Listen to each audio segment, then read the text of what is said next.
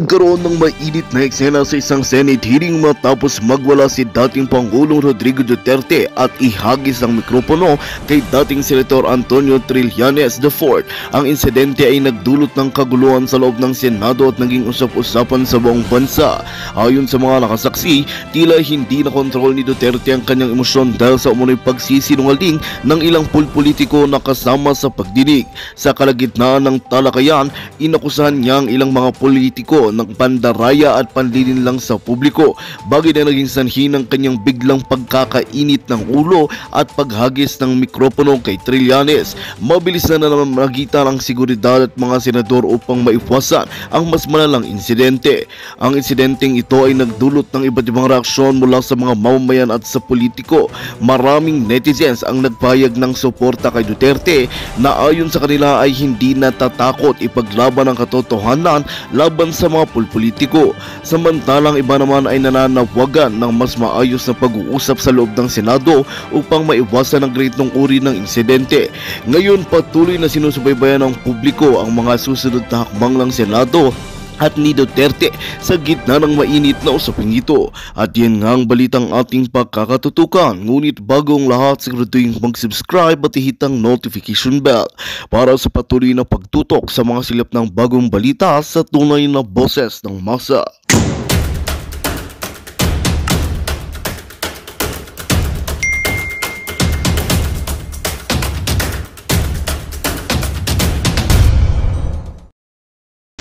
Kung may totoo lang maski isa, I will hang myself in front of you.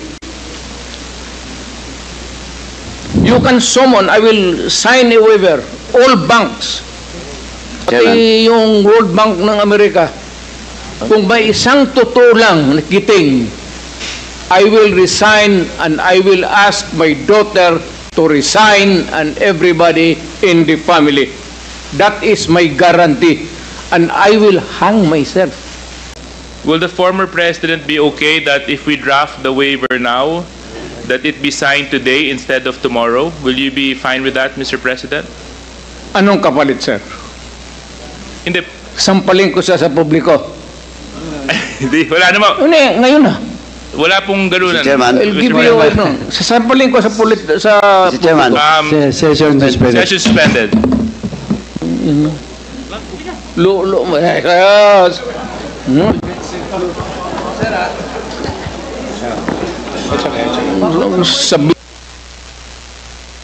Order, please. Order. Sige, go ahead, Mr. Trillanes. So, ito po ang sige, doon po sa mga unang slides muna. Ayan. So, ito po yung mga bank accounts na nakalap ko po ito noong 2016. Tapos, ito po ay na-validate na ng ombudsman na kaparehas nga nung naisumite ng AMLAC sa kanila. Kaya, ano po tayo? Kumpiyansa po tayo sa provenance nitong dokumentong ito. So, sige po, next slide. Ito po yung mga iba't ibang mga pumasok na pagkapirahan kay accounts ni Duterte. Tapos, sige po, next slide. Ayan. So, ang total po ng mga credits na pumasok ay 2.4 billion. No? Ngayon, kung ano talaga yung actual total, malalaman po natin yan pagka binuksan po yung accounts. Ngayon po ito, no? Ang pagkakamali po ni Mr. Duterte nung nagtatago siya ng pagkapirahan ay ginawa niyang joint account yung kanyang anak na si Vice President Sara Duterte. Kaya ito po ay alam po naman natin na exempted sa bank secrecy law ang impeachment. So, lalabas po yan lahat. Sige po, next slide. Ito po yung last slide. No? Dito po, meron po, ito pong mga transactions na ito, meron pong kay Vice President Sara, meron po kay Duterte, meron po kay Baste Duterte, meron kay Pulong Duterte, at meron po kay Hanilet. Abansenya. Ito pong mga ito ay mga manager's checks under their name na ang origin po ng account ay yung isa dun sa mga drug lords na minention ni Las Cañas na si Sammy Uy. Ito po, ano ito? Siguro ng mga panahon na yan, 2011 to 2013, medyo kumpiyansa sila sa kanilang mga gawain, kaya may physical na checks, no? Pero after that, ang mga deposito diretso na sa account, so wala nang paper trail. Pero makikita natin dito yung pattern po, Mr. Chairman. Nagdidibidendo yung drug lord dun sa pamilya nila Duterte tuwing October at April, no? Kaya sunod-sunod po yan. And by the way, makikita po natin si Vice President Sara, meron po siyang 2 checking in-encash dyan under her name, manager's checks. Tapos ito po ay while she was mayor, no? Kaya yan ay direct bribery, no? Tapos proceeds of the illegal drug trade. Ito po ang naging pruweba natin. Kaya nung cross match po namin yung dokumento na kuha namin at dito sa mga personalidad na minention po ni Arturo Las Cañas, na-confirm namin yung kanyang istorya. Nakita niyo po dyan, si Duterte, pareha sila ng amount na in-encash, no? Tapos, itong mga anak, sila Baste Duterte, ayan po, tagte 10 million every 6 months. Kay Pulong Duterte, meron din. Ngayon po, lahat ito ay hawak yan ng mga bangko mismo. Meron silang physical copy, meron silang soft copy netong mga sinasabi na ito. Kaya hindi po yan pwedeng i-deny lang kasi alam naman natin yung mga estilo ni Duterte, mag-a-admit konti pero magde-deny to confuse everyone. Pero ito po yung smoking gun, Mr. Chairman. So, yan po, we concluded na peke talaga ito. Ginagawa niya yung war on drugs para proteksyonan niya yung sindikato niya na sina Michael Yang, Sammy Uy at Charlie Tan. So, kaya po nung sa Davao pa lang pinapatay po nila yung kompetensya. Tapos nung sila na ang presidente, ginawa nilang National Death Squad, ano, yung nangyari. Tapos si Leonardo nga po yung ginawa niyang point person. Tapos yung drug list na sinasabi ni Duterte, merong legitimate mga personalities doon, galing doon sa mga iba't ibang ahensya. Pero pag may kailangan silang isingit na mga kalaban nila sa drug business, sinisingit po nila doon. Kaya nga may mga tinutumba na mga involved din sa illegal drugs kasi kompetensya nila yon sa distribution. Kaya yan po, lahat na yan ay napagtagpi-tagpi namin. So, kaya that would explain kung bakit protektado si Michael Yang kahit na may report itong si Colonel Asierto. Tapos hindi lang po yan, nung nilabas po yung report na yon, sa sobrang pagproteksyon nila kay Michael Yang, yung mismong gumawa ng investigasyon, yun yung gustong ipapatay at sinampahan ng kaliwat kanang kaso. Kaya makita natin dun sa mga drug lord na hindi kasabwat sa sindikato ni Duterte, ano siya, porsigido siyang patayin. Pero doon sa kanilang grupo, itong mga ito na mention, Michael Yang, Charlie Tan at Sammy Uy, protektado hanggang ngayon. Ni nga yung PDEA director ni Duterte na si Wilkins Villanueva, ni hindi nga masama sa drug list hanggang after 2022 si Michael Yang. Yun po ang dahilan kasi binilin po sa kanya yan ni Duterte. Salamat po. Mr. Chair, Yeah, please proceed, Congressman Teves.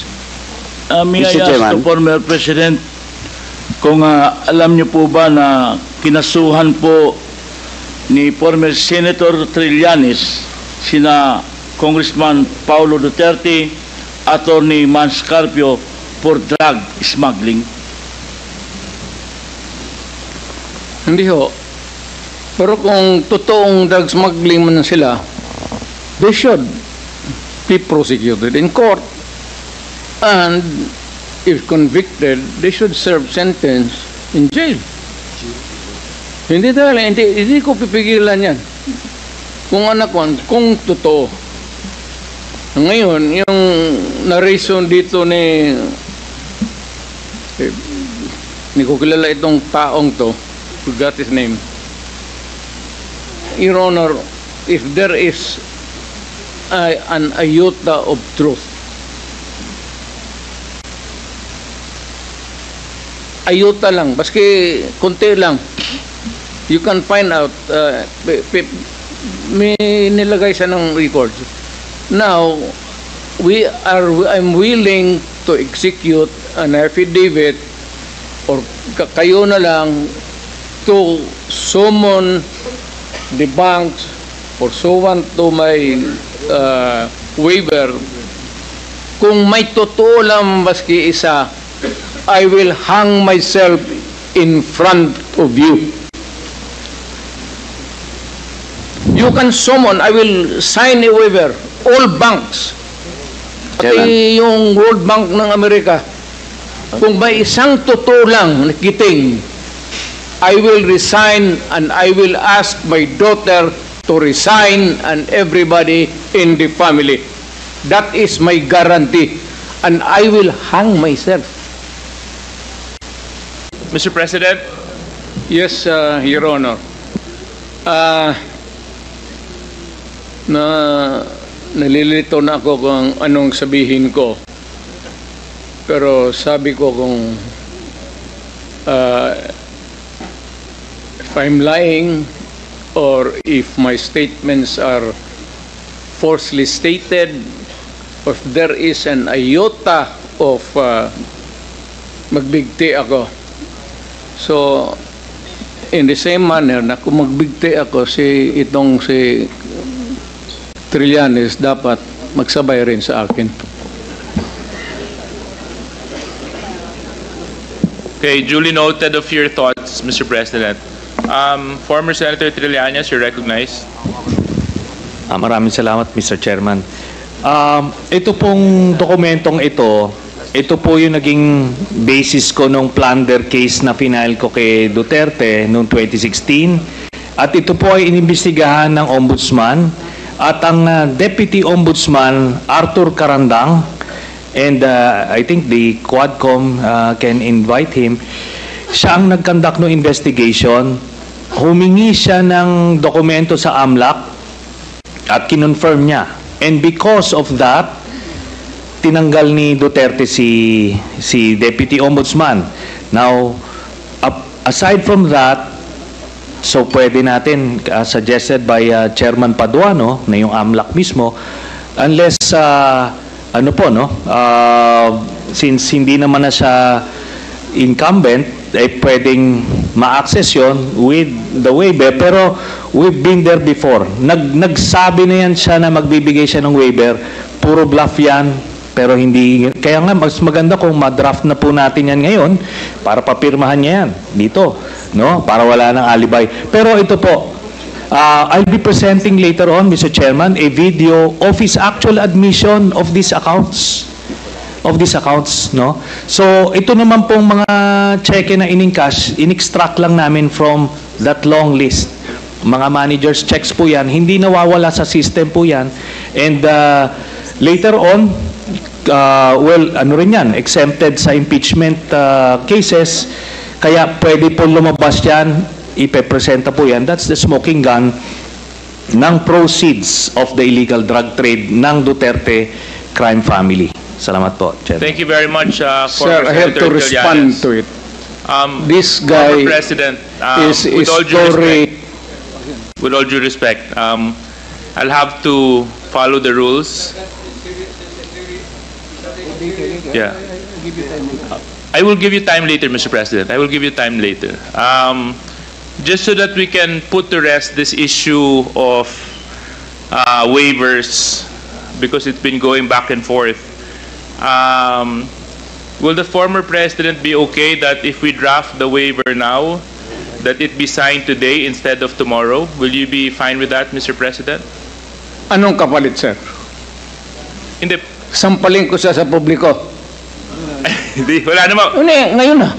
Wala pong ganunan. Mr. Chairman. I'll give you, sasampalin ko sa Mr. Chairman. Session suspended. Session suspended.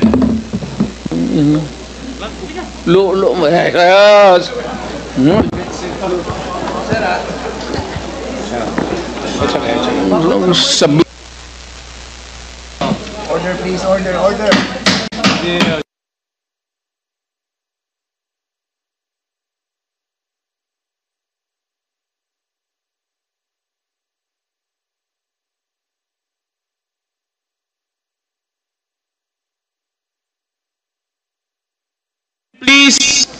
Please observe proper decorum. We are in a committee hearing. We have already stressed from the very beginning that the proper rules, decorum, will be implemented regardless of who you are. Regardless of who you are. We live by a set of rules in this committee, and those set of rules will be followed, and those set of rules will be implemented. If I may. Wait, session, it's still suspended. It's still suspended.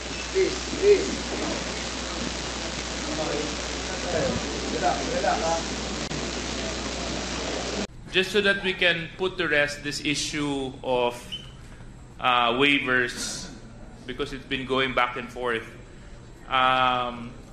Will the former president be okay that if we draft the waiver now, that it be signed today instead of tomorrow? Will you be fine with that, Mr. President? Anong kapalit, sir? Hindi. Sampalin ko siya sa publiko. Hindi, wala naman. Ngayon na. Wala pong ganunan. Mr. Chairman. I'll give you, sasampalin ko sa Mr. Chairman. Session suspended. Session suspended.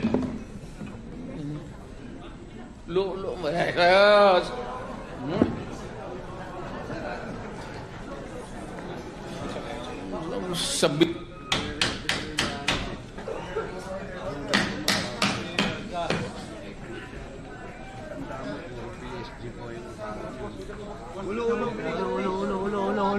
Ulo muna, huwag mo na tatawid. Wala mo na tatawid. Ulo. Can we please observe proper decorum?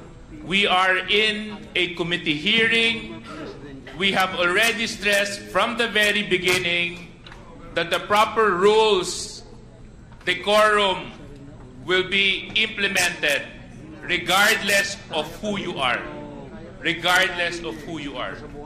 We live by a set of rules in this committee, and those set of rules will be followed, and those set of rules will be implemented. If I may. Wait, session, it's still suspended. It's still suspended.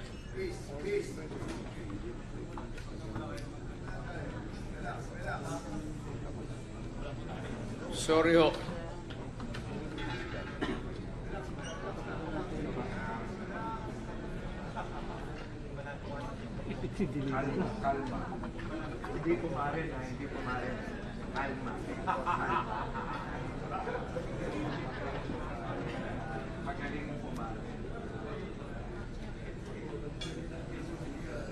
If I may, Mr. Chair.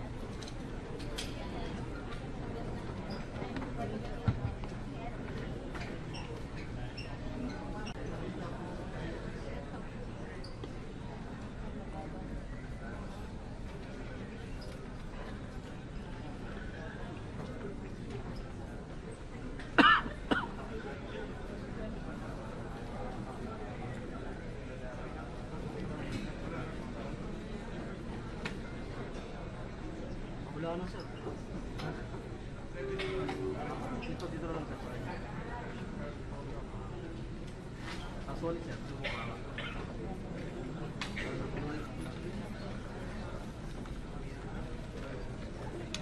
Dito?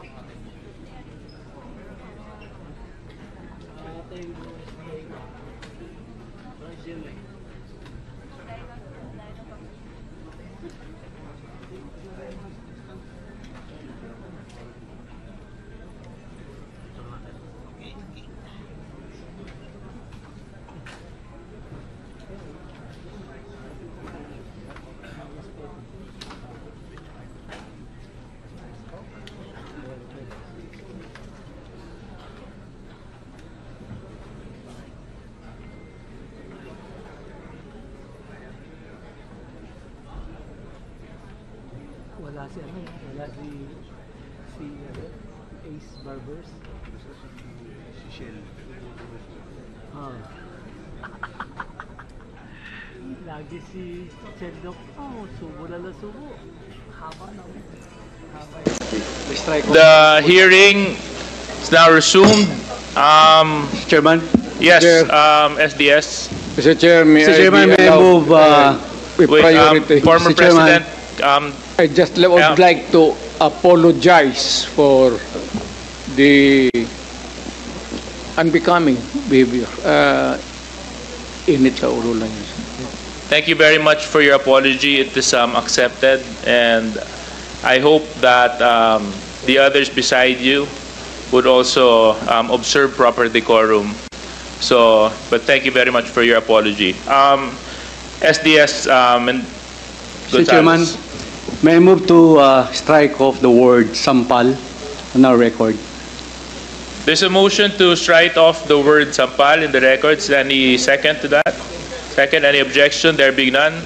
Comcheck, you're duly instructed to please strike out that word. Thank you, Mr. Chairman. Secondly, hindi po basketball ito. Yung mga miro nang nag-aaway, yung mga players, kalmante lang po sana. Hindi na maulit yun. Salamat, Mr. Chairman.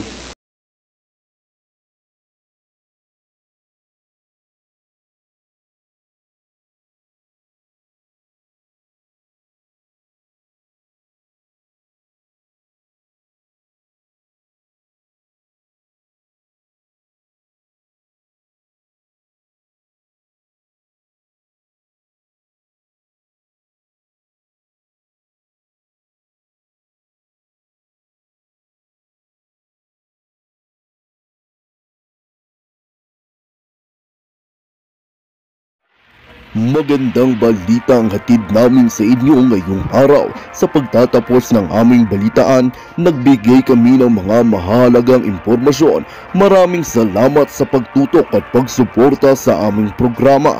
Huwag kalimutang manatili sa mga susunod na araw para sa mga bagong balita at mga kwento na dapat nating abangan. Mula sa Boses ng Masa, magandang araw Pilipinas!